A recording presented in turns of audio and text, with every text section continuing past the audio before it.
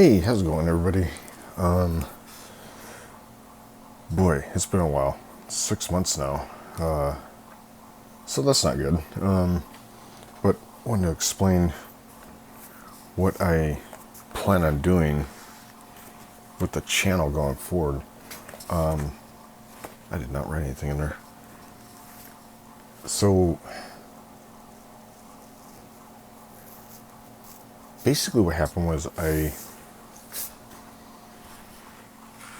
was trying to figure out live streaming, and as you can all tell, I stopped filming VODs because I was trying to really figure out the live streaming part, and that definitely wasn't a way to go. I should have kept filming VODs as well, video on demand, just to keep content going on the channel, grow subscribers and stuff like that, and all in the goal of just creating a place that fellow geeks and nerds can come to, and mecha designers, obviously, and anybody interested in, or anybody who loves science fiction and fantasy can be worked in there as well. And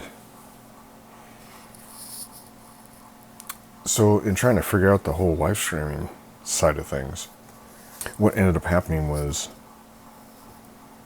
it all came down to my PC is a little too old to film in the at least 1080p 60 frames a second, and I'm able to do that right now because I'm filming through my phone, and which is really nice. And I was so target fixated on just wanting to be able to film at that quality. It's not 4K, but it's at least HD. And I really just wanted to have that level of quality for, everybody. And, so I've also been going through and studying lighting and trying to make sure that, I'm doing as much as I can to constantly improve lighting, audio. What's the other thing? Audio. Oh, and yeah, video fidelity, the clarity. And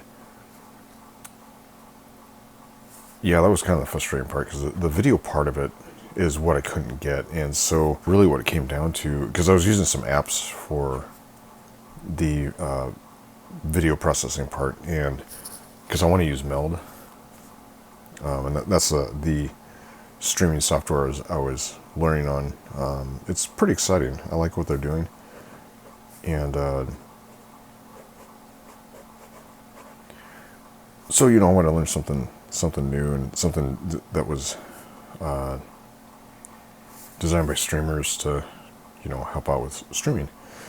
And so I don't have a webcam. I don't have a dedicated DSLR, which that's in the plans going forward. But what I do have is my mobile device, and you can film at 4K, 60 frames a second and whatnot. And so I got some software to use my mobile device as a webcam, and everything was lagging. Couldn't figure out what it was, and just kind of banging my head against the wall. So I was watching a ton of tutorials, and going to the websites, contacting the support channels and stuff like that, and trying to figure out, okay, what am I missing? And it just turns out that I'm using USB 2.0. That's how old my system is, and I don't have 3.0, 3.1, Gen 2, those kind of things. And so I tested it. I actually tested several different apps inside of Meld, and then tested just the apps themselves. And I was kind of working backwards because my brain tends to do that sometimes. trying to test things. Yeah, and just, unfortunately, nothing was working. I'm like, man, what am I doing wrong here? So, thankfully, at least I, got my head on straight. And I feel bad because I should have been recording VODs. It's like I do want to grow this channel, and I want to, create a space with, basically just focused on mecha design and science fiction, starships, that kind of thing. Because boy, looking around, it's like you can find channels dedicated to world building, and especially in just non-mecha science fiction or fantasy. It's tough to find any that are focused on space operas, cyberpunk, all the fun stuff that I want to focus on,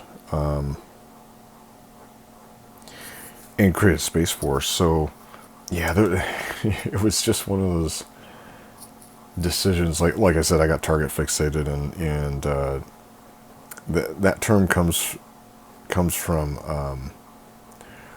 or at least was pretty heavily adopted by air crews and pilots and whatnot. And what it means is the pilot is so fixated on the target that they're trying to strike, right, or that they're chasing, that they'll forget about everything around them, and they get focused on the target, and then they go right into the ground, or they shoot the target down and then follow it in, and that was me, and I do not plan on doing that again. It was a bummer that I did, but like in anything, you learn from it, and then go forward, right? And because it's not about we're all gonna fail, we're all gonna make mistakes. Every success is based on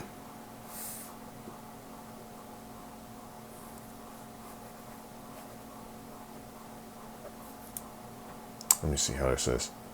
Every success is the end result of a compilation of failures, right?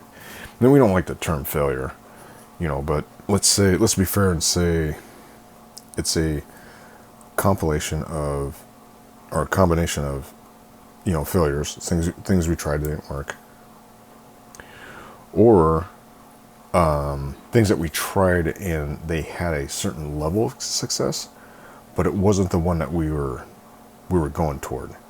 So it doesn't mean it was a bad idea, it's just not the idea for whatever the objective is that we were going after, right? You read, and the encouraging thing is, like, get away from this culture of, like, you have to do everything perfect and you gotta be successful the first time. It's like, no,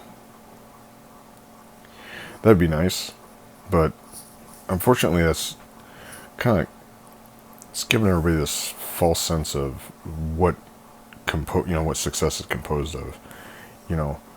Now we should always be trying to improve and whatnot, and you improve by learning. And when you get knocked down, or you decide that you're, holy cow, that is off, kind of like this. All right, I guess at least this is just a sketch. So when you make a mistake, you feel bad about it, right? Because it's like, oh man, I didn't want to do that. Now at that point, we're at a crossroad, and the important thing is to learn. Learn from the mistake, right? And yeah, we're gonna feel bad about it, because we're gonna be, that's not what I wanted to do. And that's perfectly normal. You might cry about it, might get upset about it. you know, because you put a lot of investment and heart into it, and you're just like, oh, this didn't work out. And it's like, if you're not armed with the knowledge of, hey, do the best you can, and when things don't work out or something fails,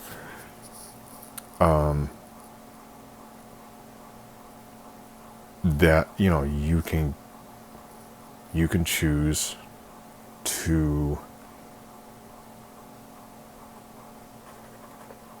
get back up and, you know, and get at it again, you know.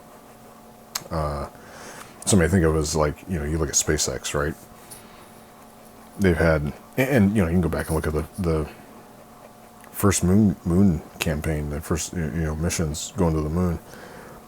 Those guys blew up a lot of rockets, and you know, SpaceX, we saw the same thing. It was like, you know, they were. I was thinking about, like, the reusable rockets.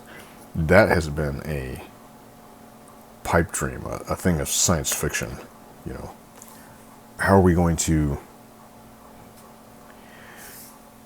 take the rocket boosters and have them come back to Earth? You know, or you know, come back to the launch base, and so we can use them again. You know, if anybody would have come out and said, well, okay, the only way we can do this is if we're 100% successful and we never fail. It's like, well, okay, good luck. You're not developing anything, because one, the statistical probability of hitting 100% of anything, it ain't gonna happen. That's not a realistic outcome, right? Now, occasionally, you know, reading history, there are those miracle programs that happen where it's like, holy cow, they pulled it off, or that works, you know. So when it happens, you know, you say, hey, that's awesome, but you don't unrealistically look at it, you know, something you're developing and going, well, this is the only outcome I expect. If I don't do it perfectly, I can never do it again. And it's like, well, you know, boy, we're all gonna have a rough time. And you know, it's always been one of my problems, is wanting to have all my ducks in a row, do everything perfectly, and it's like, that's not a realistic, you know, way to go about things, right? Now, does it mean you shouldn't strive to try to, you know, do the best you can? No, you definitely should. You know, I mean, we all should, right? Strive to do the best that we can, and but at the same time, you know,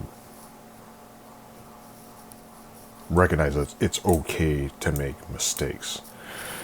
Not you know, not being, it's not you're not being lazy, you're not being stupid, you're not, well, maybe we'll be stupid, because it depends on the project, right? It's kind of like the Wright brothers.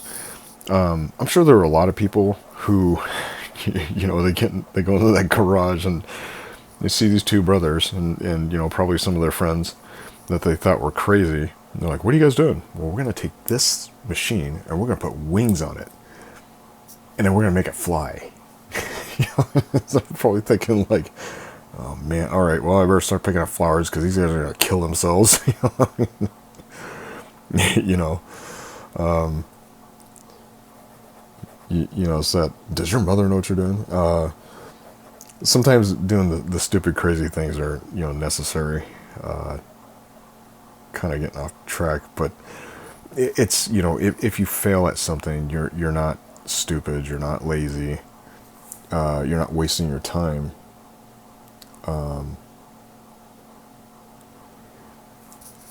And it's a good thing to try and do the crazy stuff that everybody says, you know, either that's a dumb idea, you know, that's not realistic, why would you ever do that? Or, you know what, I don't think you're cut out for this. Now, that could be realistic, you know. When I was in the Navy, you know, I was a gunner's mate, and the weapons divisions are where the Navy SEALs would primarily go and recruit from. You know, we're learning how to use weapon systems and whatnot. I knew, however, that it took a very specific mentality to do that job, and that was not me. Now, could it have been? Yeah, probably. I mean, I shouldn't say probably. Sorry, that's pretty arrogant. It wasn't something I wanted to do, and I mean, look, it's, boy, I tell you what, I think had I gone in later in life, I probably would have tried. But it wasn't something I wanted to do. I'm a small guy, I looked at that and I was like, I'm pretty happy being a gunner's mate, and to be honest, that's what I wanted to be. I love ships. I love warships especially, and just learning about how to shoot missiles and operate a lot of the gun systems on board a ship, and getting the fleet and stuff like that. That's what I wanted to do. So there's that example, right, where you look at something, you're like, yeah, okay, yeah, so, I got good friends, they're probably right. This shouldn't be a direction I go in, right? But then, you have those times when, man, you got that conviction. You're like, yeah, I'm going to go for this. And I think as a default, if you want to try and do something, go for it. Go for it. Because one of the lessons that let's say you do it, right? You're successful, you do it, you pull it off. Freaking cool, right? Very sweet ending. But let's say you go and you attempt something, you're like, dang, it didn't work out, right? You weren't qualified for it, or whatever the reasons could be. And I'm not advocating giving up. So don't take it that way. But let's say you go and you try something and you're just like, whew, boy, that was tough, right? Well, the positive thing of that is you tried, you went for it. So you can always look back and say, hey, you know what? I tried that. It clearly wasn't something that was working out. And, you learned from it. Because, you learned, well, that is not the avenue that I'm going down. And, the positive thing of that is you can look back and say, well, at the very least, I tried it. I went for it. And if at the end of that, you've got conviction of like, dude, I really want to do this, then there's an old military adage of make him tell you no. Go for it. Because there's so many people in history that went for it. And one of the things in particular you find is when you study personalities in military history, one of the funny things is some of the best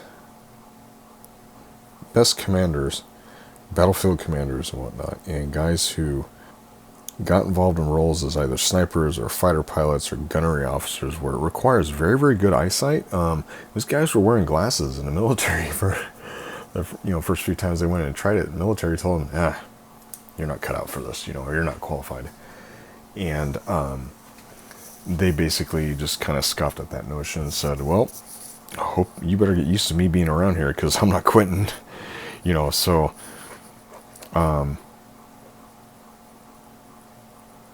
those are great stories because they're encouraging to the rest of us, right? And so sorry, I was checking an angle here. I'm not telling anybody to give up and whatnot. Just wanted to say that, if there's things you tried in the past, they didn't work out, learn from them, right? And then go forward. When it comes to art, especially anybody who's a creative, and this also goes for people who are not creatives, but you want to be,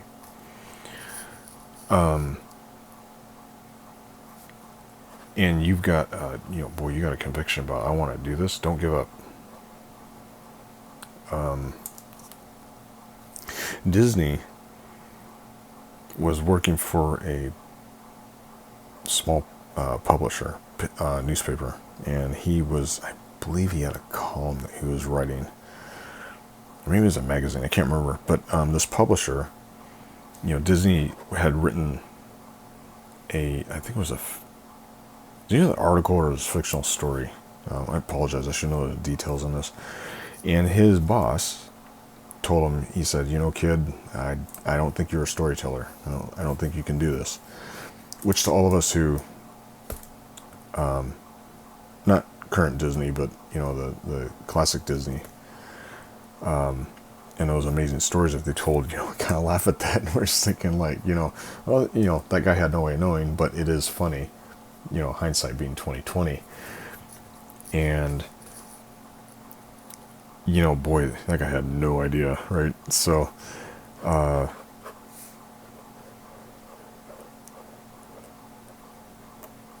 ooh, that's off.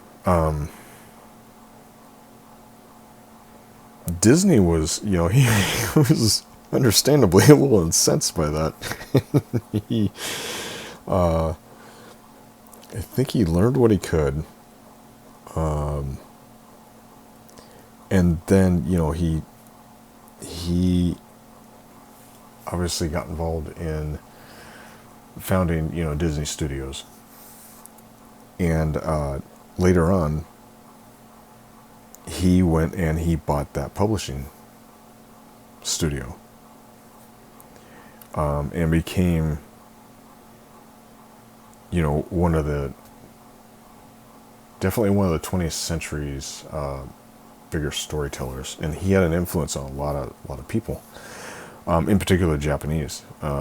Japanese and American animation, and can't even say French animation, British animation, but the Japanese and us Americans, we've inspired one another at different points in history.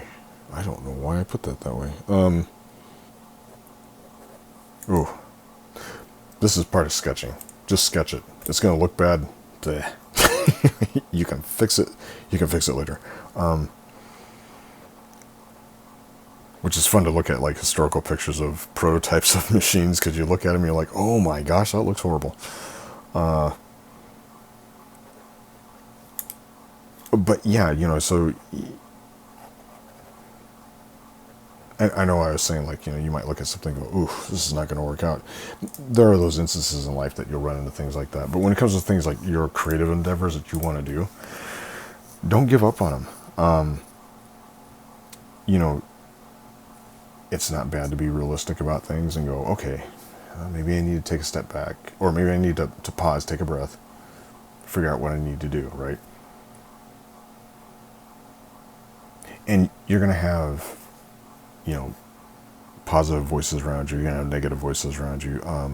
Surround yourself with people who believe in what you have a conviction about, the thing that you want to do. And I know in today's world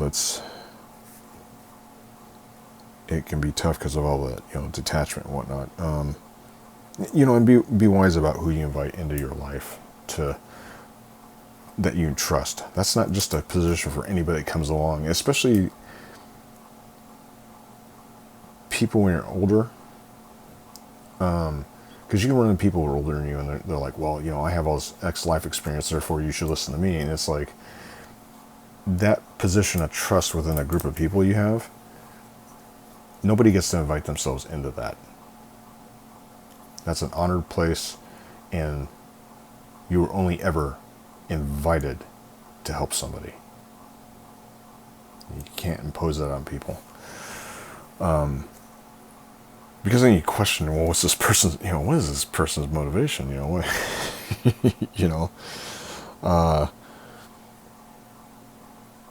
and I clearly got to practice. Oh, you know what? This is good practice. I got to practice my Mecha designs more. I've got all these different systems, and I need to clearly practice these more. Draw every single day. Don't do what I've been doing and not drawing every single day. What was I talking about? Let's see. Oh, trusted positions. Surround yourself with people who see that you have a conviction for this creative endeavor that you want to go on, because they'll help you along the way either just a minimal, or they're there to support and go, oh dude, this is cool, or at the very least they're saying, hey man, how's everything going, right? Like they're holding you accountable, because they want to see you succeed. So you find those people who, you know, their genuine intention is like, dude, this is a cool project, I believe in what you're doing, I want to see you pull it off. And I'm fortunate. I've got a lot of friends from high school. I've got one particular buddy of mine, well, actually, quite a few of them, who they'll ask me, hey, you been streaming? You know, of course, last 6 months have been like, no, you know, but even despite all that, they're like, you know, I was doing my own self-evaluation. I'm like, this is, oh boy, this is the wrong direction to go. I screwed this up. All right, what's my course correction, my plan of action? And, you know, what kinetic action am I going to take in order to course correct and then, you know, get this thing going, you know, get back at it. Let's arm up and re-gear up and, you know, let's get at it, right? So when I told them that, they were like, awesome, that's so cool. Okay, we're looking for, you know, what's your plan? And I, you know, told them what my plan was, and all right, man, we'll you know, we're looking forward to what you're going to be doing, and, you know, you know, let us know if you need anything. And, you know, biggest thing for me is like with my friends and in my creatives group. And the creatives group is just an art group. It's kind of like Tolkien and Lewis and Chesterton, you know, the Inklings. That's really where the creatives group idea came from for us. Was we were like, man, those guys held each other account. Those guys like just got together and just, you know, they nerded out, and it's like, okay, we're gonna do the same thing. So we formed our own creatives group. It's just called Creatives now. And you know, that's what we do, is we just talk about our art projects and whatnot, and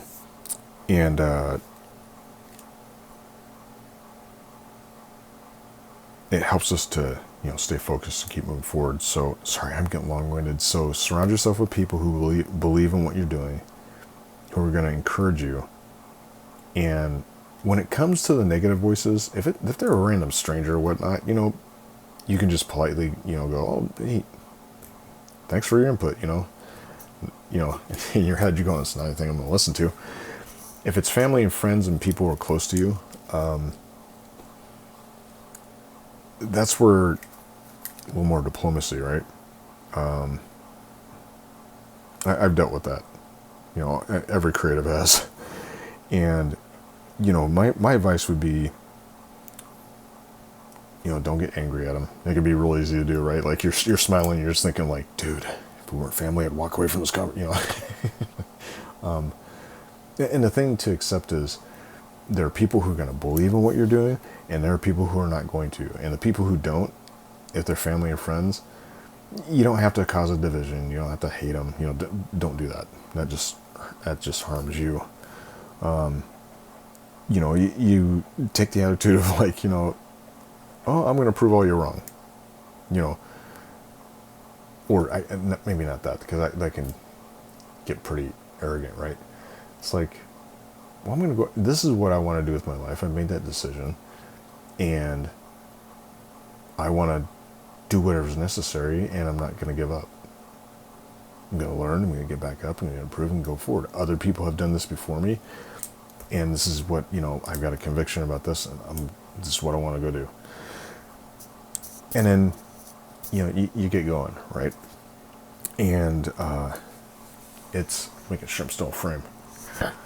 Oh, sorry, my pen hasn't been moving. These lower legs are going to be like real janky because I'm still figuring out the design of this. And yeah, you know, so just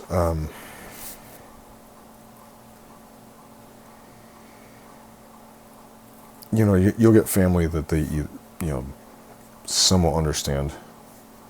And they're genuinely concerned, like, you know, hey, you're gonna have a roof over your head, right? You're not doing the whole starving artist thing, and, you know, you're gonna be, it's like, yeah, you know, you just reassure them, like, yeah, hey, I got a plan, you know, I'm gonna make sure I'm working, I'm employed, paying my bills, being, you know, good about that. Yeah, there are risks that, you know, I'll end up taking.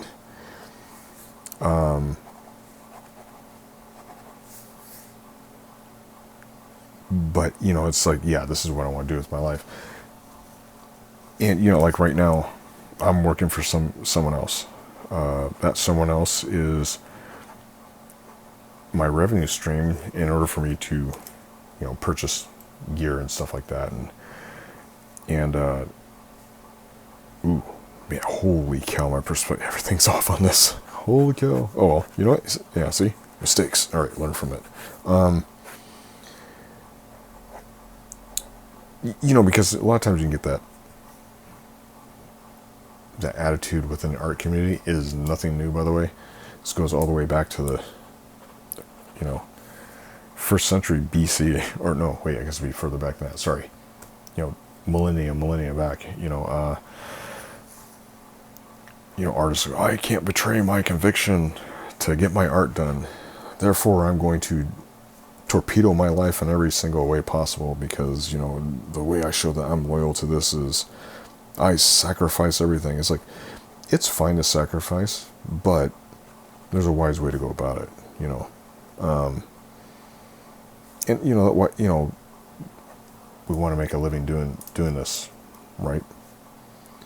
And for some people, they don't. They're like, I love art. I just want to learn how to do it, and this is a hobby for me because I love my job.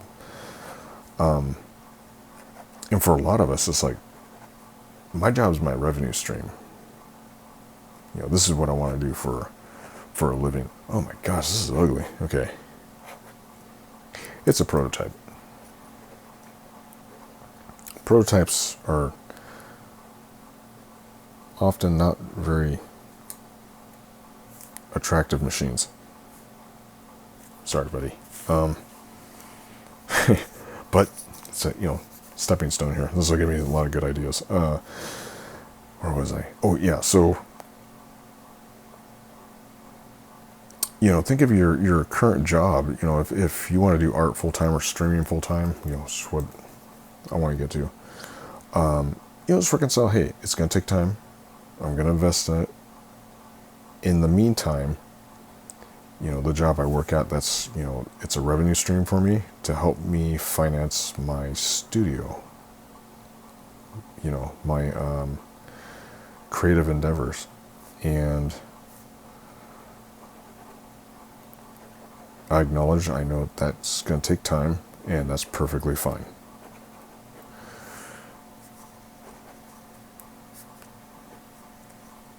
So yeah, it's a long way of TDLR, TLDR, too long. Yeah. Get out there and do it one day at a time. Don't do what I did. And, you get totally target fixated. It's like, I'm not coming off target until I get this thing done. Next thing you know, your friends are looking at you going, why'd you lawn dart nose dive into the ground there? It's a funny looking aircraft now. It's a weird landing, weird place to land your aircraft. Run your ship aground. So yeah, just, do that. And here's another thing too. If there's something you want to do and you don't know how to do it, start doing it. Learn, because you'll learn the process as you go along. Now, educate yourself on the process. Ton of tutorials out there. A lot of people have got experience, so you don't have to. We don't have to reinvent the wheel. Where the process becomes fun is if we have a different idea about how to tell a story, how to design mecha, how to design, a game, tabletop game or a video game, or how to do animation, that kind of thing. So those are the fun ideas, that we can, we like to figure out,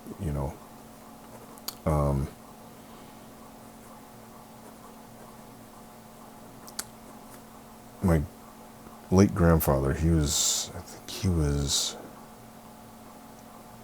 we have that I know of 4 generations of artists in our family. I'm pretty sure it goes a lot further back than that.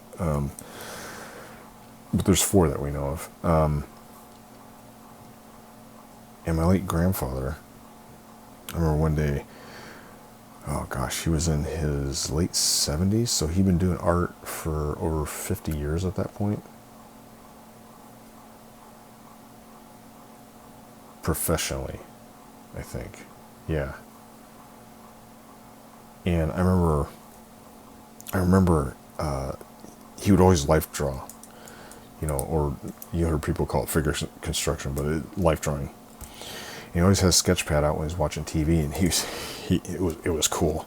He'd be drawing. Conan the Barbarian was like his favorite, favorite character to draw. I think he also liked the sexy female barbarians, or the princess that Conan was inevitably going to rescue, I think. But he'd always draw, all these different scenes, and I remember looking over at his sketch pad, which I was always amazed at, and I've got a bunch of his stuff, with me. And my life drawing skills, not my strongest suit. Oh, did I do that? I did this part wrong. Oh, well, we'll just change it. Yeah, when you're sketching, the lines can go everywhere. Technically, I should be doing lighter lines. But when I'm chatting, I tend not to focus too much. Which I'll get better at. But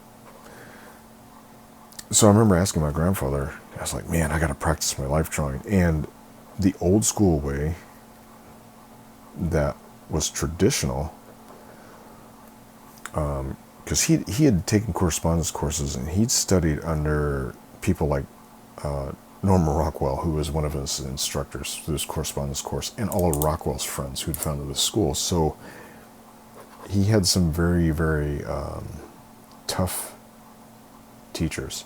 But they cared about their students, and they wanted them to do well, but they weren't gonna cut them any slack, because back then, if you were trying to get into art, commercial art as a job, you had to have near perfect work, because advertising back then used illustration and painting. So if they had a product they were selling, you needed to replicate a 1-to-1 accurate, 100% accurate version of that product, and it better darn well look like that, because the customer who's buying it, they're going to see the ad and go, I want that thing, and they don't want to show up and go, that looks nothing like what I saw, that I saw you advertising. And back then, when you were learning life drawing or how to draw people, your education's program ran parallel to medical students. Yeah. So your test comprised of knowing every single bone, all the ligaments, all the muscles, organs, where everything fell, what the muscles did when the arms moved a certain way, or what a human being looked like when they ran. Which makes sense, right? Because, the advertisers are like, well, we're only hiring people who are going to be accurate with this stuff. And that was my thinking. I was like, well, man, if I want to do this, I want to do this properly, so I need to learn what I can. And my grandfather gave me a piece of advice that struck me really. It stopped me in my tracks. It was a sobering piece of advice. And he said, and this is a man who's got decades upon decades upon decades of experience, and he had many art disciplines. And he said, just start drawing.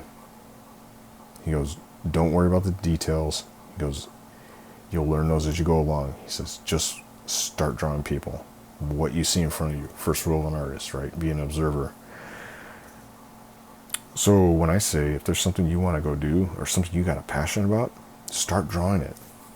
If there's a type of game you want to design, start laying down the game design, or the coding for it. And when I say coding, I mean, like tabletop games, because that's what I'm familiar with. I've never designed anything official, but we've all made our own mods for games, or house rules and stuff like that. Start making them. You don't need a degree. You don't have to have tons of experience. It's like, because people sometimes, and I've done it, will go, oh man, I don't have all this experience. Okay, well, stop. How did those people who have experience get the experience in the first place? Well, they had to start walking, right? Yeah, same with us. You know, so I hope that's encouraging. You know, I just want to encourage people, like, get up, go do the thing you want to go do. It might work out, it might not. If it doesn't, you want to, you know, hey, take another crack at it. You know, go about it wisely. There's time to take risks, and, you know, be crazy. Sometimes your risk is like, where'd I go with that line? Okay, this is going to look like a Battletech drawing, where there's just a ton of lines and we don't know where they're going. And no shade at the original Battletech mecha designer. He was a cool dude for just helping his friends out. He admits himself, he said, I wasn't an artist, but they need somebody to draw, you know, battle mechs. And so he stepped to the plate and did it. And his illustrations are pretty iconic. You know, we all love them. So yeah, sorry, back on track. You know, so yeah, my grandfather just, you know, start drawing. And because that's something we've lost. You know, it used to be this childlike wonder of, dude, this is a cool thing, I want to write this story, or I want to create this world, I'm going to go do it. You know, we've gotten too much of this sentiment of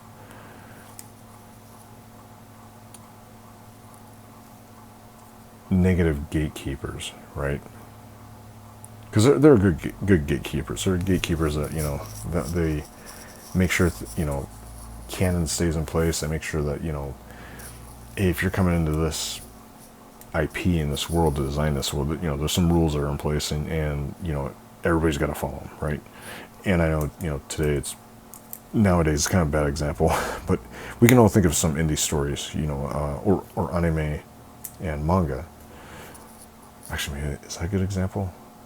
Because each of the studios always change things, because, you know, the mega corporations over there. So maybe what I should say is, we would all hope that, you know, if we get involved with an IP, that, you know, everyone would want to stay within the boundaries of that, you know, because they love the franchise that they're working for. I am way off track. I apologize. I'm going to go back and listen to this and go, shoot, I didn't complete that idea. So I apologize. This hand looks horrible. Oh gosh. Okay, well, we'll kind of do a general thing for right now.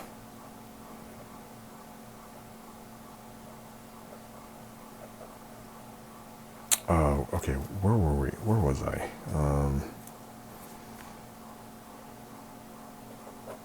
Oh yeah, just go and do it. You know, start designing, start creating. You know, mecha design. You don't let the fact that you don't know all the military terminology, you don't know, you know, what the basis for the world is that you're creating. But you do, you know, what you do know is you know what you like, you know what you think is cool. If you wanted to, you know, if you love all the mecha from Garen Lagann, you're like, I'm putting a face and a skull in the middle of, you know, the middle of my mecha, you know, or, you know, your Warhammer 40k, you know, guy, or, you know, or guy or gal. And, oh my gosh, that's all, actually, this is good. While I'm talking, I'll redraw this over here and we'll correct it. That's funny. I recently changed this. This whole assembly functions a lot different. This used to be static to where it would only rotate. This actuator drive here is cylinder, would never rotate, but now I have the whole thing rotating. Cool. Yeah, you might be, you know, Warhammer 40k person, or you like that, you know, that grim dark kind of craziness, right? Or maybe, you love history and you're like, oh man, I want to do this. I want to write a story about, F-16 Viper pilots and their crews. But I don't know anything about these machines, and you can still write the story. You can, as you're learning about, these different worlds and the people in them.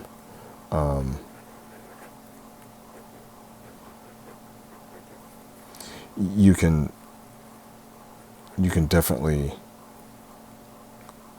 write the storylines out, and then as you're learning things, then you change stuff, right? You're like, oh, okay, wait a minute.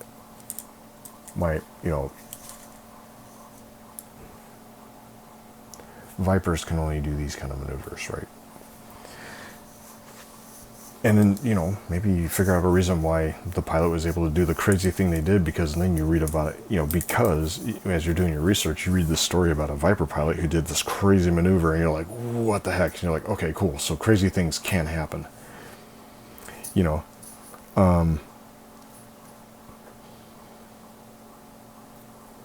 Because those are the fun parts of the story. I'm sure all you fellow mecha heads out there, we've all heard all the arguments, mecha aren't realistic. Nobody would build those. Why would we have that? Blah, blah, blah, blah. Well, if everybody listened to that, and you need those criticisms, if we'll be so polite.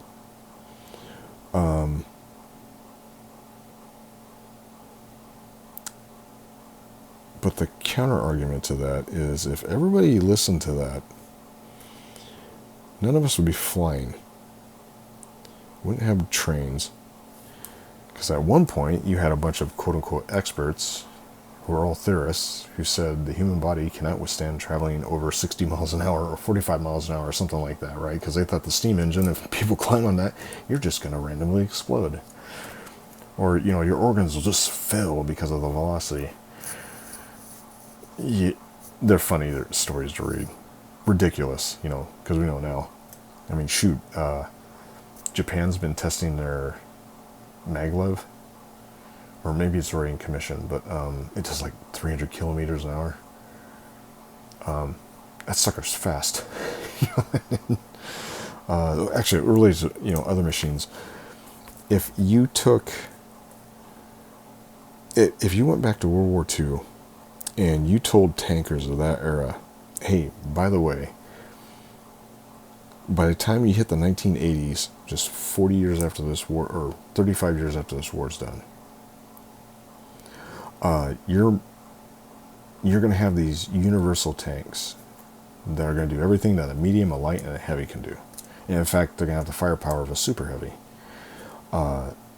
And these main battle tanks are going to travel at over 45 miles an hour. They're going to be able to take direct main gun hits multiple times. They can take a Mach 4 hit from a projectile. Oh, by the way, your projectile is going to be traveling at Mach 4 plus. And you can fire on the move. And just so you know, the main guns are going to go from, your 75s, 76s, 88s, and you're going to be shooting 105s and 120s and 130s. And at some point in history in the future, around the 90s, there's going to be a British tank crew, and they're going to hit a target at over a mile. They would have looked at you like, what science fiction nonsense are you? You're crazy.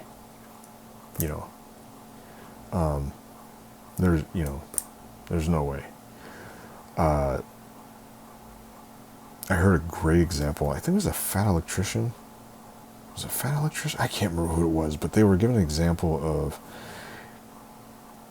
not limiting your imagination when it comes to future machines and stuff like that. Holy cow, these are going to be big wings. All right, cool. Not limiting your imagination, because imagine if you went to, say, you talked to a sailor from, the Bronze Age, right? And you tell him you traveled to their land over over a vast ocean, the Atlantic Ocean. It's not as big as the Pacific, but let's say it's big, right? Or you use that. And now this is a society that their technology level, which those guys were not primitive. They're pretty advanced people, especially in their thinking, in their machine thinking and stuff like that. There were other things where we look back and we're like, yeah, that certain things not so good. But you're talking with this sailor, and they say, "How did you get here?" We see we have these engines, and we can travel thousands of miles.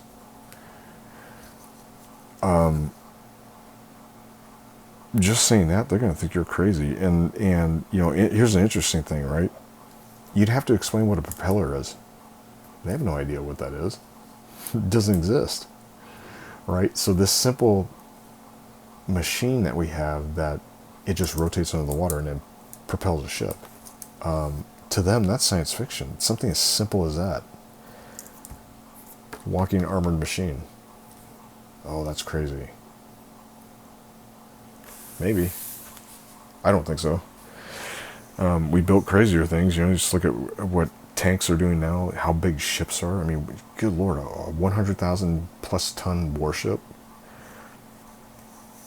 That prior to World War II, people thought that was crazy. I mean, the biggest ship that they had back then was, warship wise, was 72,000 tons with the three Yamatos. You had Yamato, Musashi, and then Shinano was converted to technically history's first supercarrier by displacement.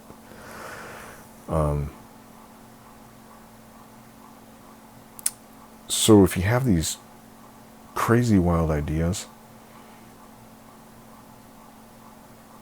develop them, figure out how, make them work. It's your world that you want to develop, because you're taking all this stuff, what's the reason why we get involved in worlds that, we just love, right? We want to hang out in them. We like these ideas. It's because somebody had a unique idea, and they decided, well, that's the story I'm going to tell. And we came along and we thought, yeah, that's a pretty cool story. I'm gonna hang out here.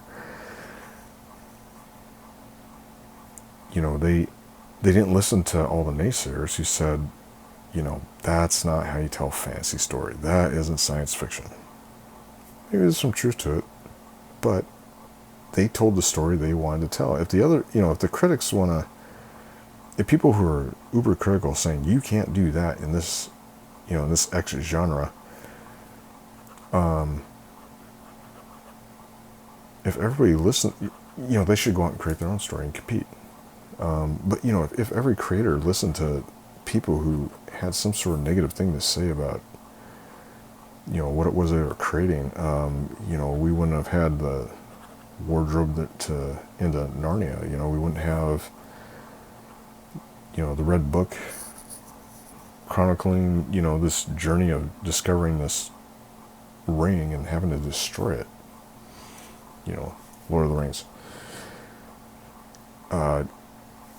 You wouldn't have things like, Gundam and Macross and Space Battleship Yamato, Battlestar Galactica, Transformers. Take those, so run with those ideas you got.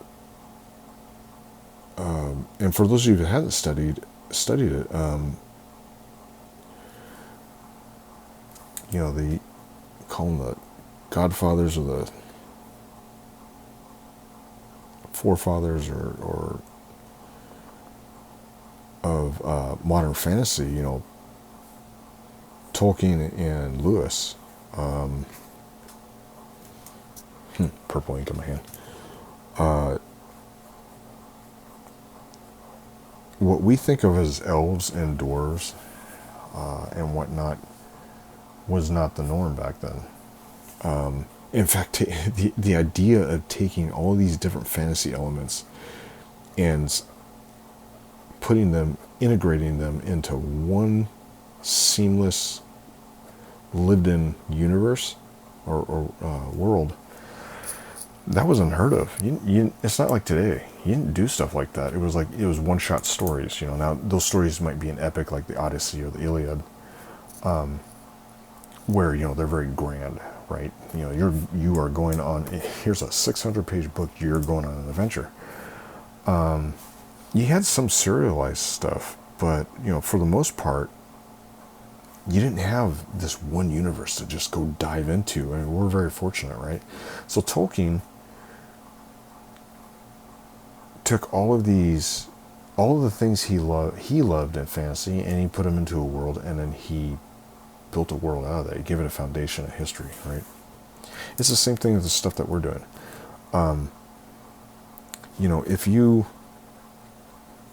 If there's things that you love, or things you've always wanted to see combined together, for instance, the universe that I'm building.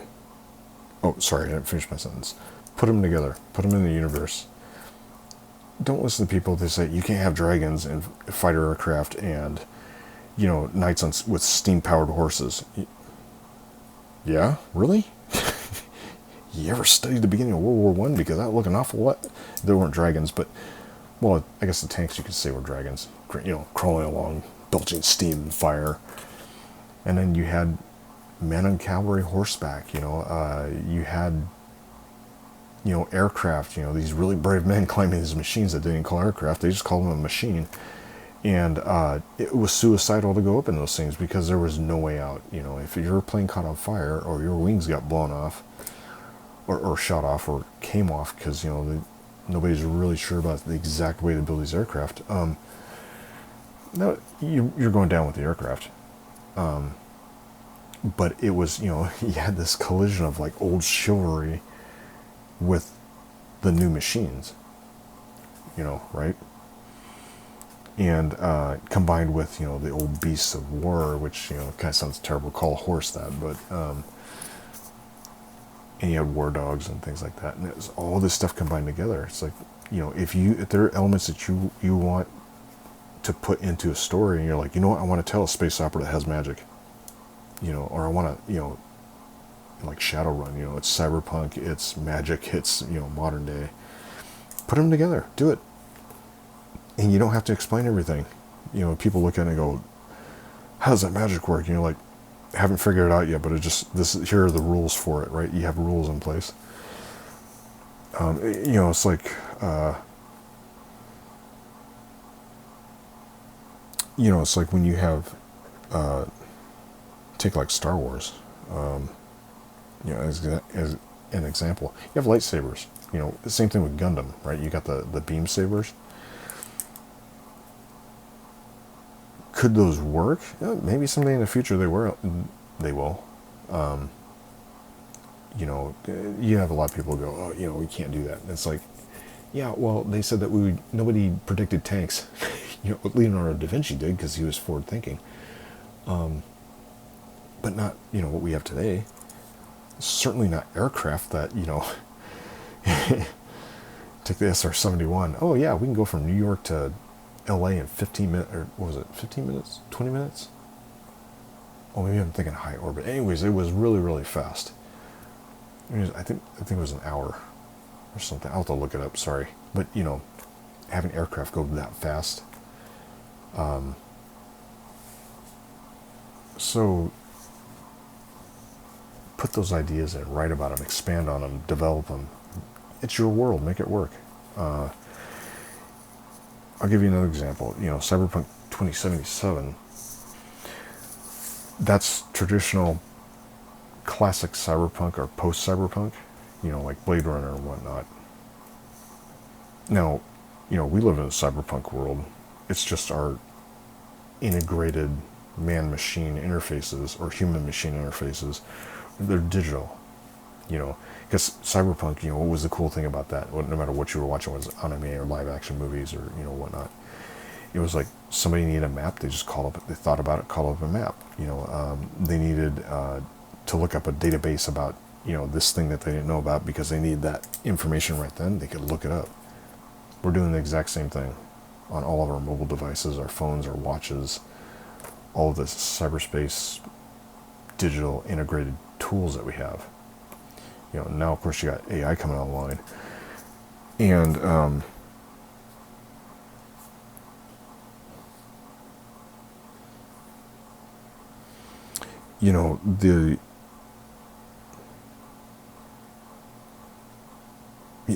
people have to dream up these ideas. They're important.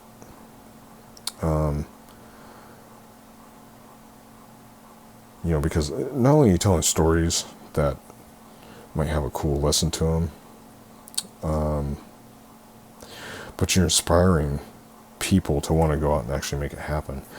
Give you an example. Prior to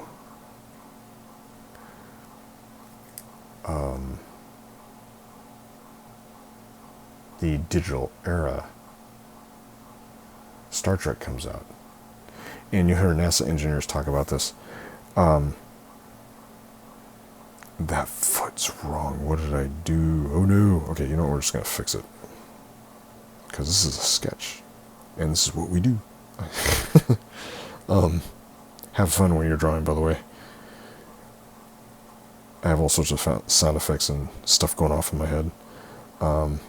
Oh, this is a very stiff foot too. Normally I have the actuators tilting. These are all very adaptable. But, see, I should have been drawing every day. So, yeah, my accountability should have been drawing every single day. But, course correcting that. So, so Star Trek comes out.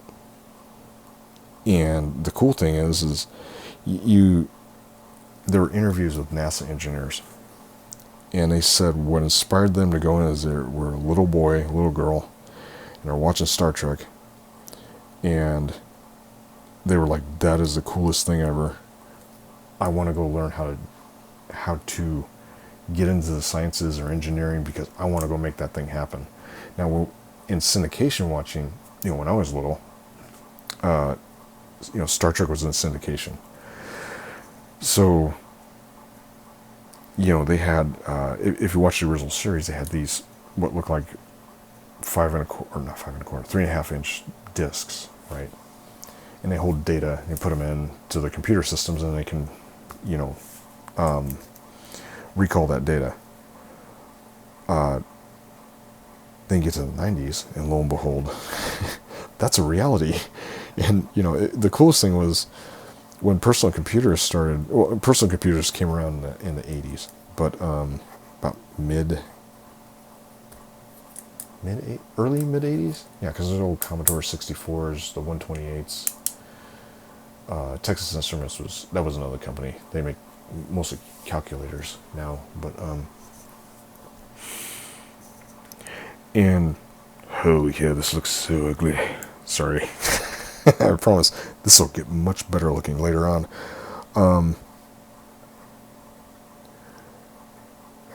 Yeah, this is a traditional foot. Ugh. Okay, you know what? It is what it is. Okay, so personal computers come out, and we thought, man, this is cool, right? But then we start seeing all of this what you call futurist technology, right, or futurist design. It's like if you look at Alien or Aliens, and Alien, Aliens, and then Alien Isolation. Those three, the game and the two movies. What's cool is when you look at that, they're all 1970s. Alien is 1970s futurist. So they're kind of predicting, like, well, what's the future going to look like? But it's from the perspective of what they knew in the 1970s, right? And you get to Aliens, it's 1980s futurist. Star Trek was 60s, same thing. So when you're designing, you're putting things in there, whether it's a magic system or it's, science fiction, cyberpunk, space opera, whatever you're doing. Oops. Ooh, stone frame. Hey, whatever you're doing, just do it. Put it in there. You can figure out the mechanics of it. If you have a cool idea, put it in there. You'll figure it out as you go. you know, and it's fun developing the worlds and coming up with ideas and whatnot. This is going to be a short video, but I'm just going to resign myself to that's short's not my name or my nature. So,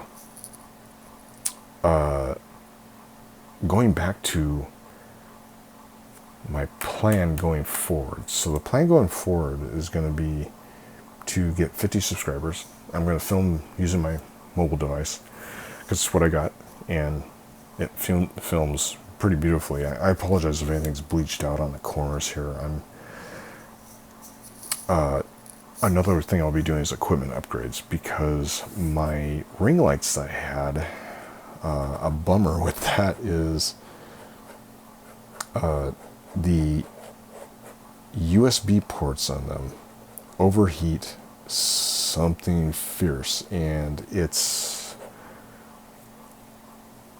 they're not one of the nicer brands like, you know, Elgato, newer,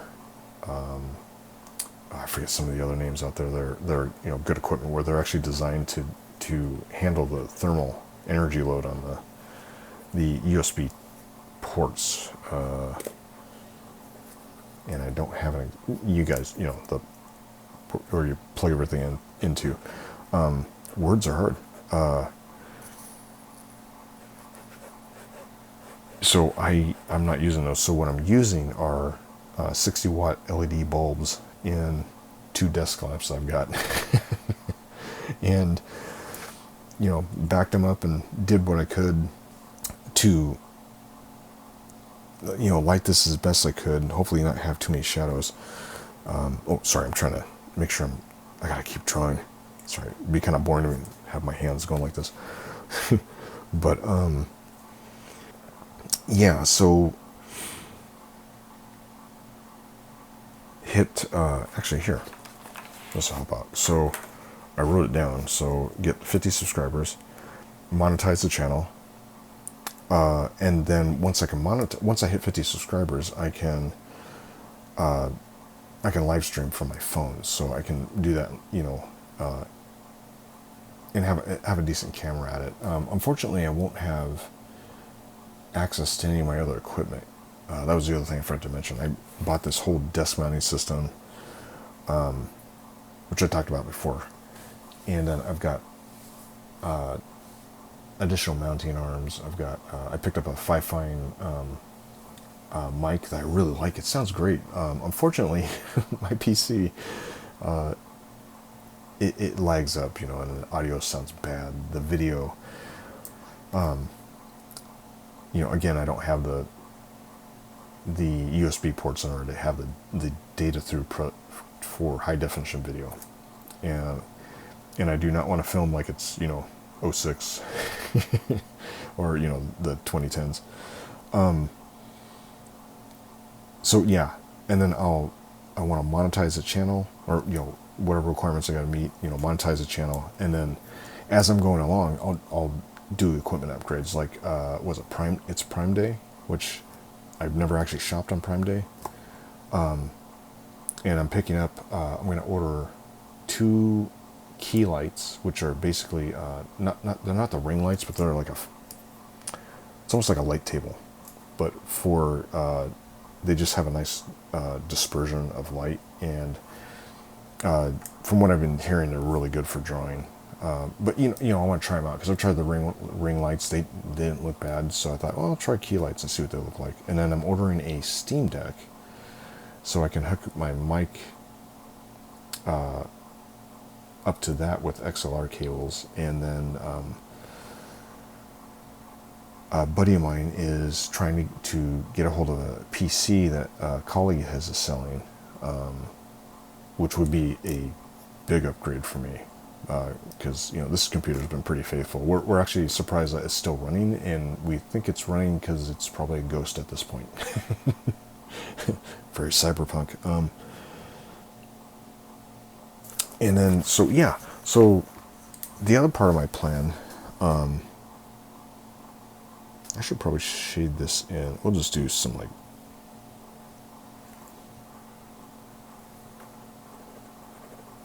kind of preliminary shading, I guess. I should probably darken all the lines.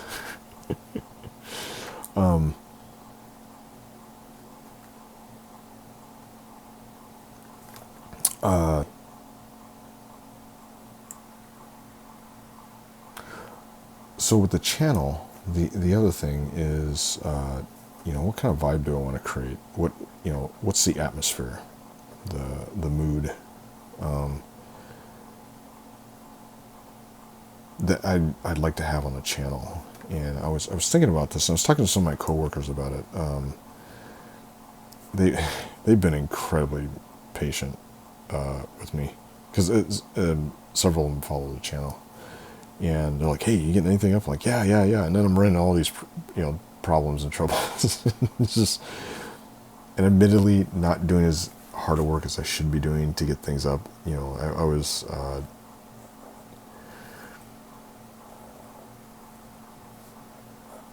getting frustrated. And, that was the other thing I want to talk about. So this is the 4th time I've actually filmed this video. And all these drawings were from me filming that and sketching, basically doing what I was doing here. But one of the ones I had was this little section of a megacity. And this here, if you look, this little spot here, this represents like if we hit a bump in a road, right? And in my case, it was like the streaming, getting targets fixated, crashing right into the ground. And then we're at a crossroads, when we have that failure, or we have a pause, because it's like, oh, okay, what can I learn from this? If you have a failure and a crash and burn, we have 2 choices in that crossroad. Either get up and, figure out a plan. Let me start that over. We fall down, recognize we fall down, we've fallen down. We get back up, we dust ourselves off, close our eyes, take a breath, and then look around and go, okay, how do I go forward? Because now I have a choice. I can either go forward, or I can sit here and feel bad for myself and not go forward, right? And, if we choose to advance forward, the good plan going forward is like, okay, what are my steps? What's my plan? Like, what didn't I do last time? So what did I learn from, this fall?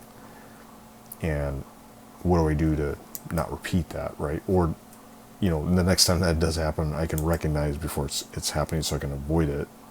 Or if I start to stumble, I can go, oh, I can catch my footing, right? Or if I fall down again, it's like, okay, cool. I know what to do in this case. The other option is just kind of camp out and look behind us and go, man, the past was, it was better, or, oh, my future's just not getting any better than what my past is. And the problem is that we can get up and decide that we're just going to go this way, and the bridge is out,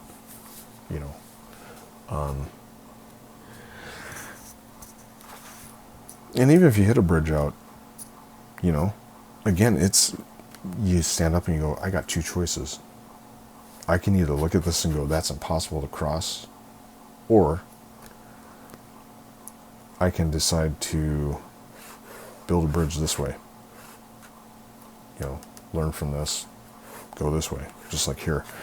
And, it's like trains. These little miniature drawings are fun. If there's something you guys like to draw, just draw it in miniature. It's pretty cool. It's a lot of fun.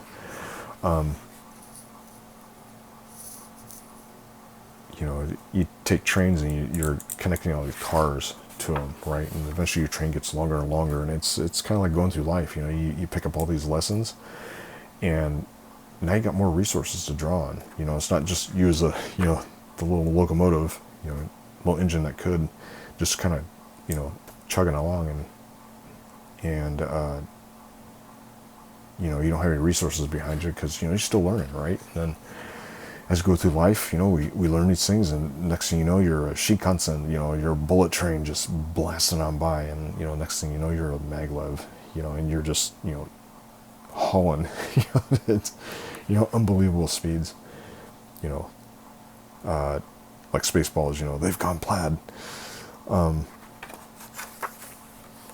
So the channel vibe I want to create is, for those of you who know or ever been to con, I can't remember if I showed this one or not. Kind of another idea of some mecha design. Very rudimentary geometry, but you know, modify it later. The hands actually turned out better than that one. For those of you who've been to con, that's such a fun time, right? Because you're getting things together. You can't wait to meet your friends, and you know who are the new people you're going to meet. You know, at con. You know, what panels are you going to see? And you know, dude, this is a weekend of just being yourself. You cut out the real world. You can just be you, and you can meet other people who are like-minded, that you know they just want to be there to geek out and nerd out. You know. Because, you know, nerds and geeks run the world. Have for a long time, especially when it comes to entertainment. You know, and that's the fun part about, you know, con, or convention, for those of you who haven't heard that term. You know, you get there and it's like, you can just be yourself, you know, and you can't wait to spend, like, you know, maybe it'll be 2 days, maybe it'll be, you know, one of the larger cons that's like, you know, 3 or 4 days, like Comic-Con I think it's Comic-Con in Tokyo, or is it Osaka? It's one of the mega cities, but, and you just can't wait to get there, because you're like, okay, not only do I get to just block out the rest of the world, I'm just going to go lose my mind in a good way. And I can also just be myself. I'm going to be surrounded by cosplay, by, you know, model kits, drawing, art, you know, anime music videos, comic books, you know, panels about people having, you know, awesome nerd discussions where it's like, you know, one of the old ones back in the day. Sorry, I'm bringing up old stuff. I just bring up new stuff. You know, who's the best starship captain for, you know, whatever series, right? Or, you know, who's your favorite character out of Lord of the Rings? It's like, yeah, okay, great. Thanks for an easy question, you know, but those are fun, right? Or you're walking along, or maybe you're sitting down taking a break, and, you know, a group of people comes and sits down next to you, and then you guys just start talking because somebody's got a book, or somebody's cosplaying a character you like. You know, everybody's taking pictures, and everyone's just, you can just be you. And that's important. You know, there's way too much that the world expects of people. Or demands. Sorry, not expects. Expectations aren't too bad. But there's too much demand on, you know, you need to grow quick, and you need to be concerned about this. You know, you have to take on my ex whatever, da da da da da da da.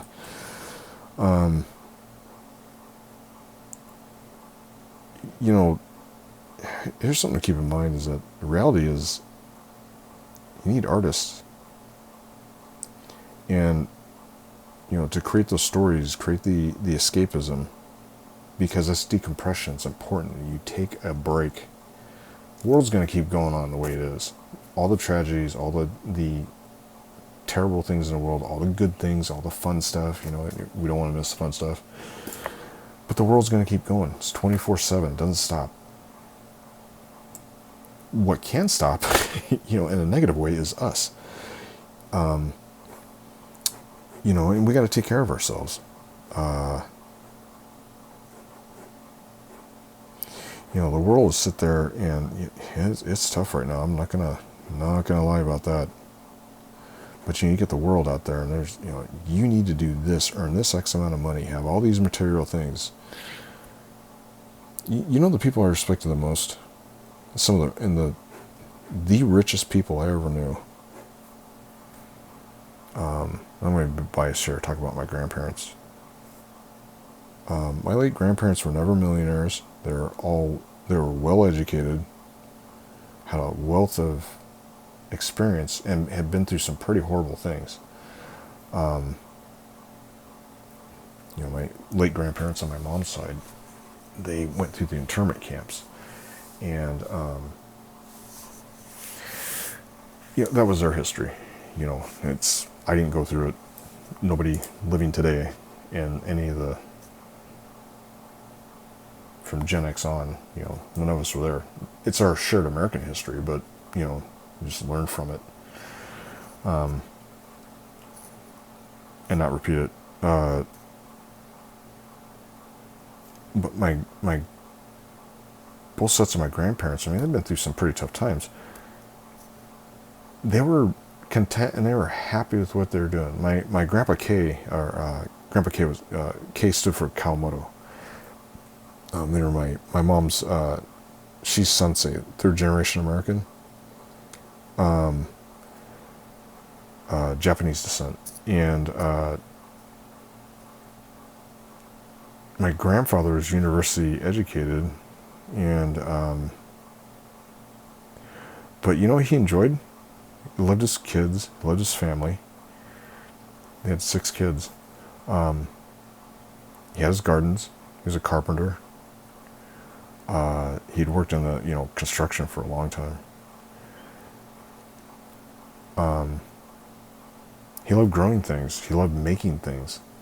And his German Shepherd and his wife and his grandkids. That man was he was also a Christian too. So a lot of peace they had. I'm a Christian, and that man was happy. Same with my grandparents on my dad's side. Some of the richest people I ever knew, but they didn't possess the monetary stuff. They were content with what they had, and the things that they wanted to do, they go do. My grandfather, he looked forward to going fishing. He had a funny sense of humor. He's basically Mr. Miyagi growing up from The Karate Kid. That was my grandpa. When The Karate Kid came out, I think I was 14. Was it 1984? I should know that. It's one of my favorite trilogies, or favorite movies. Yeah, but when that came out, I was a teenager, and I saw that, and I'm like, that reminds me of Grandpa.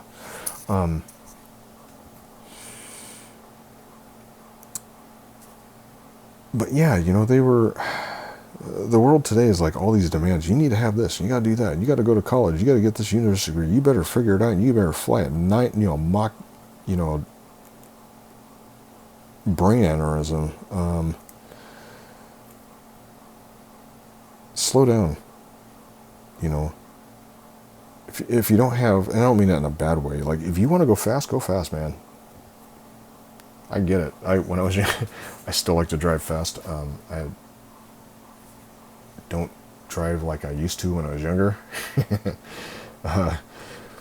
Fast and Furious came out, and everybody was just like, I gotta get it right. Yeah, I gotta get a hot rod, or I gotta get a tuner so I can trick it out. Which is, car mods are awesome. Itasha is probably my favorite. I think it's Itasha, the cars with anime paint, themed paint jobs and stuff like that. I love those. Anyways, the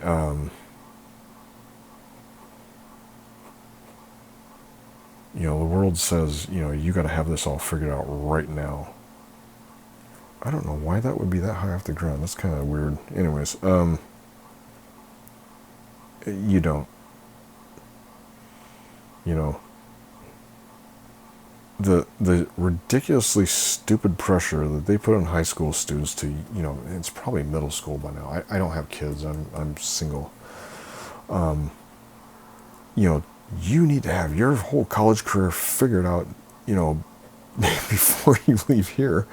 Have a school, university you're going to go to, and you need to go into massive debt, which, nowadays we're looking around like, good Lord, more debt, and go get this degree, which, if you guys are going after a degree, go after it. I'm not discouraging anybody. This is not my intent for this. The number of friends that we all have who and people we've met who never used their degrees. They went into a different field. They're making, they're making good money. It's good. But they never use their degrees. They're like, I got this job over here. I really, really like doing this thing. Like, they discovered a thing they like doing, but they're paying off their college debt. And you look and you're like, ooh, if you'd just taken some time and not rushed forward, because that's what the formula said you got to do, maybe you could have figured, gone into that thing without the debt. Life's not a guarantee. Getting a higher education, that's pretty important. Just got to watch out for any indoctrination or, crazy stuff going on campuses and whatnot. School should just be about school, learning and whatnot. But, yeah, if you're going to get a degree, go for it. Because, this, at the very least, that piece of paper will get you an interview. But, if you don't have that figured out, if you don't know if you want to go to college or if you want to go get a trade arts is not a bad thing, especially if you like to work with your hands. And you can make quite a bit of money, a lot of money. And those jobs, for the most part, aren't going anywhere for a while.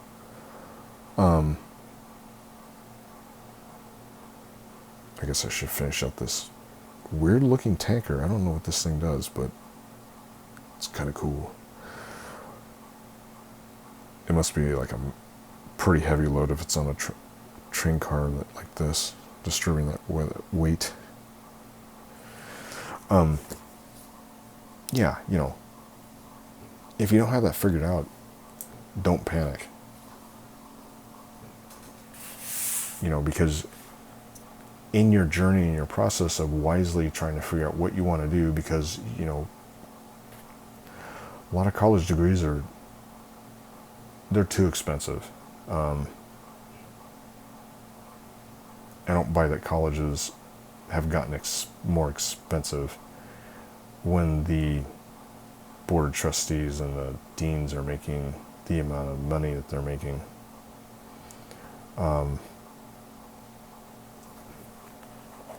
The whole point of that is you're supposed to be helping the next generation get through it. Maybe that means you should take a pay cut. And I'm not against people getting rich or, you busting your rear end and you go make that money. That's what America's about. I mean, it's about being able to have a dream and then go after it and, realize it and having the opportunity to go do that. So, not disparaging that, but what I am disparaging is when you've got these colleges that have millions and millions of dollars being thrown into them from former alumni, and you've got the staff being paid this, in some cases the senior staff being paid a lot of money, and they're going, well, we have to charge the students, an obscene amount of money for books. The whole point that they're there is to learn. It's not to put them further in debt.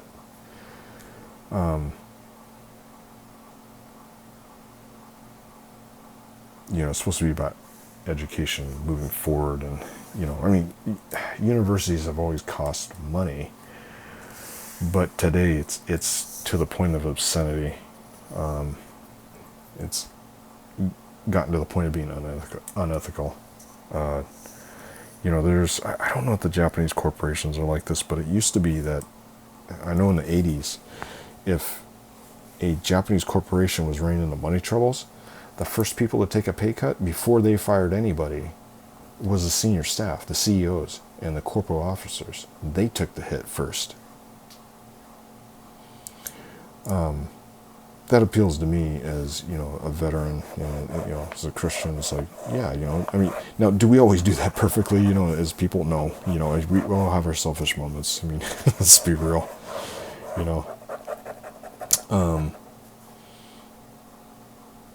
but, we should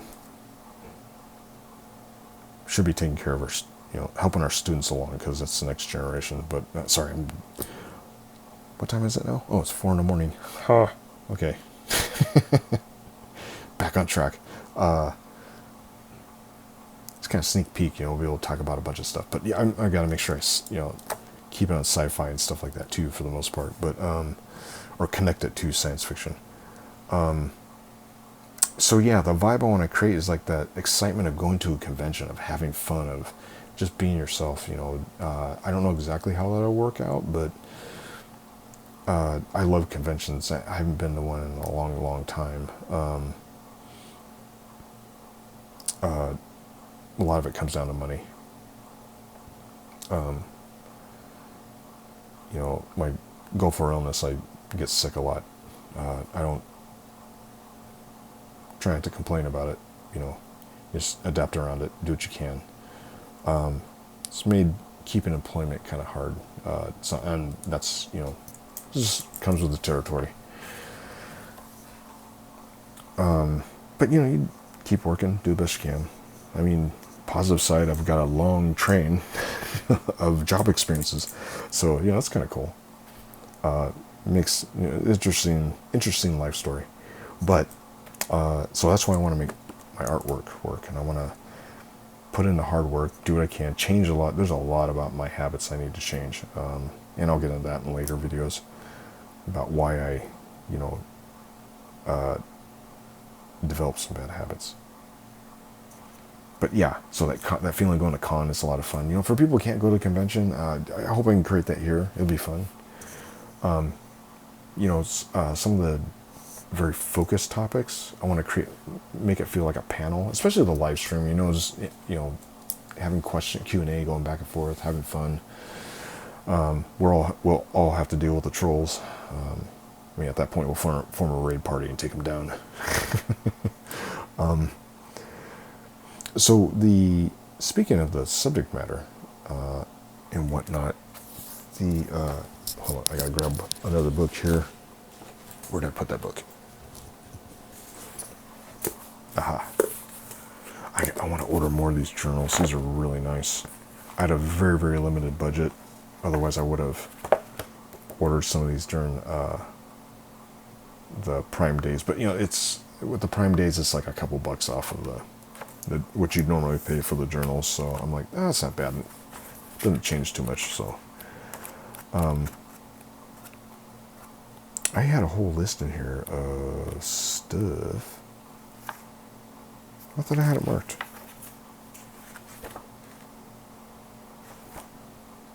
Well, that sucks. I didn't have it marked. Anyways. Oh yeah, this is about all ship types. Keep a journal.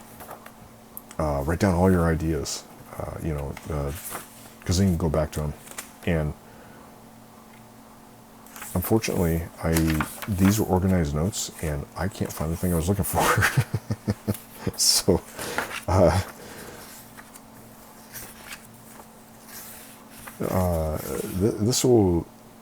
this will help you out, and until you fill it up, and then everything becomes crazy, and you're like, "Where did I put that?" I'll have to find it for the next one. Sorry about that, guys. So some of the themes I want to go over, it's going to be mecha design with robots, and also other mecha, tanks, ships, starships, aircraft. So we'll do all of that. But when I say mecha, that's the robot side, which we all love, right? We're just waiting for Japan to make the Gundams, or personally, I'm hoping for Valkyries, because I'd like a transforming F-14. That'd be really freaking cool. Okay, and then space opera, that'll focus on ships. I also want to get into the world building side of these things too, but have the tutorials to teach how to draw these things. And get into the little details. Have all the questions, and then deep dive into those questions. The other one is cyberpunk as a theme. It's mostly centered around like megacities and the neon ocean and everything that comes with that. And we're also we're talking about like classic cyberpunk, the modern cyberpunk, yeah, megacities, world building. And so I have world building and a universe building.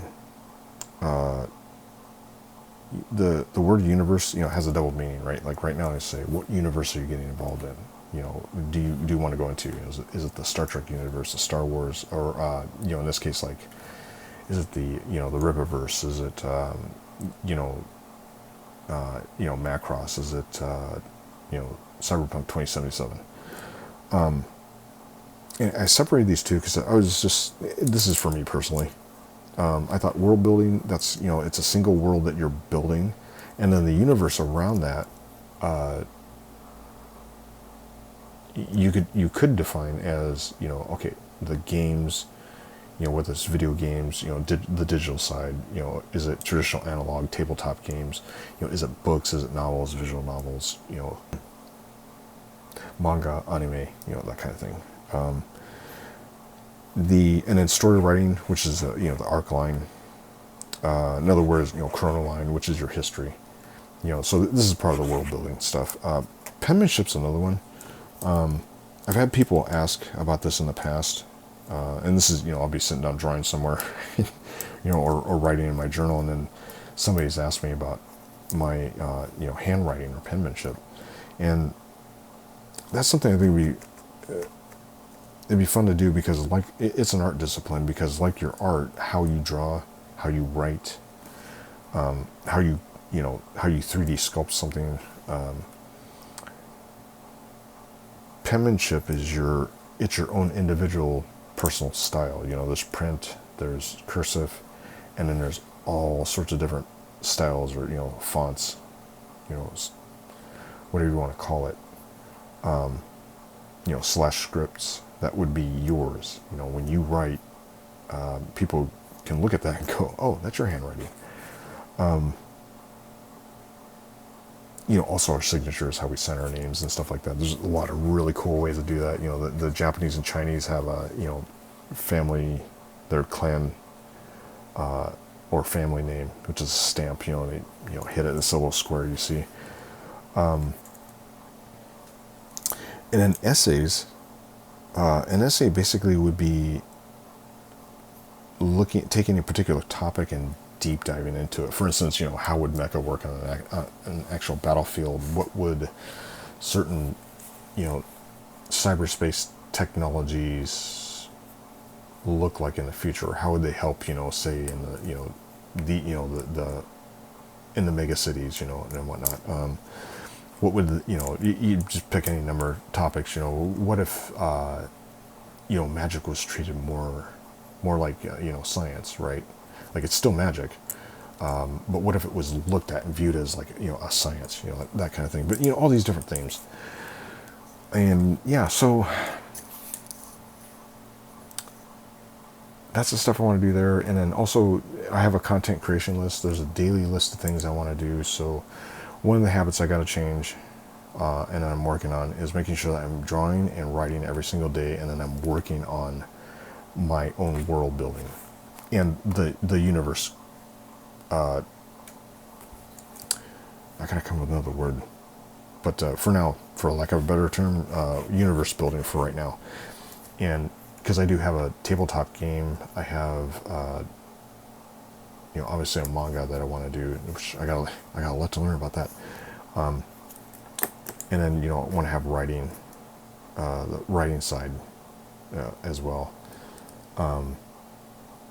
And I have tools that I'm building to help with the world building. And as I get those put together, I want to show you guys those. So if you're world building, they're not. It's not a rule set to say you have to follow this. It's a guideline, basically. And it's to give everybody a principle of here's a foundation, here's the core principles of that world. And sorry, I should be drawing as I talk. Say this. Here's a foundation. The core principles of the world, or the core mechanics of this world is this, and then here's the architecture. that we're building on top of that. And oh, here's season 2. You know, oh, we figured out these new cool ideas. Now we're going to expand out on the foundation, but it's going to maintain its continuity integrity, and it's going to remain solid so that when we build up, it doesn't tear the whole world down. You know, it maintains its canon and its rules. And so I want to be able to, you know, teach that, and just, you know, as I'm learning stuff and just different ideas I have, you know, help people out and say, hey, here's what I've got. You know, you don't have to use it, but, you know, if it would help people, I think that'd be cool. And the mecha design, you know, I love military history. I love, in particular, weapons platforms, and which are vehicles, and then weapon systems, which are what you mount onto the weapons platforms. And platforms, you'll find it in military terminology. A lot of times, one word will have several. It'll act as a descriptor for several things. So a lot of times in firearms, you'll hear like they'll be talking about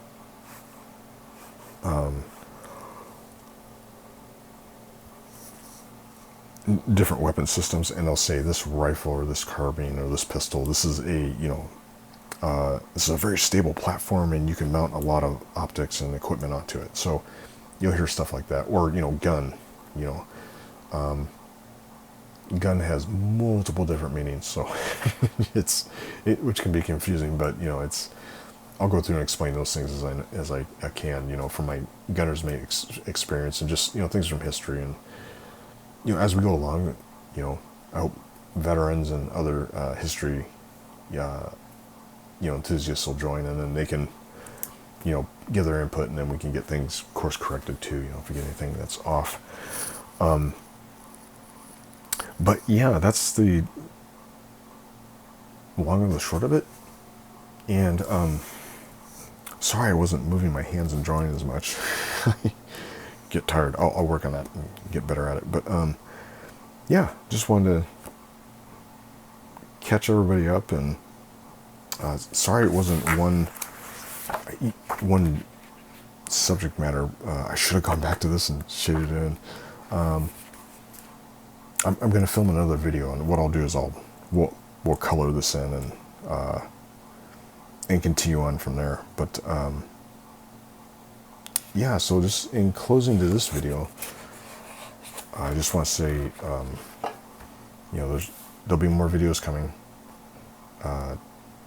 over today and in the days coming, and it'll be more consistent. So I'm not going to let the channel die. I'm not going to have any gap that far apart unless something extraordinary happens, you know, like Godzilla landing, making landfall somewhere. But yeah, I hope I made some sense. I get to rambling on. I even made an outline, but I don't know if that helped me too much.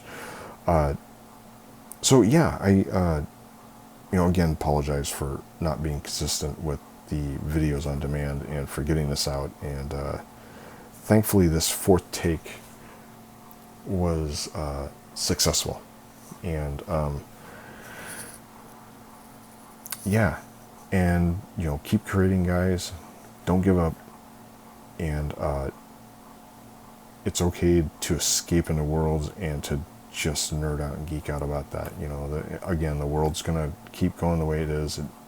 You know, we can do what we can do, and but it's okay to decompress and escape into things. We all need that, and that is normal. You know, especially with all the pressures on young people nowadays, and everybody in general, but in particular, you know, young generation. I want you guys to know that, you know, things can, it's perfectly sane and normal to go, I'm just going to take a break. So yeah, we're going to have fun doing this, and I love mecha design. So yeah, sorry, I'm rambling now. So yeah, guys, keep creating, don't give up. Love the things you love, and I will get some sleep. I'll get this rendered, get some sleep, and then move on to the next video. And yeah, so you guys have a good day, and glad everybody stuck around if you did. And yeah, love you guys and take care.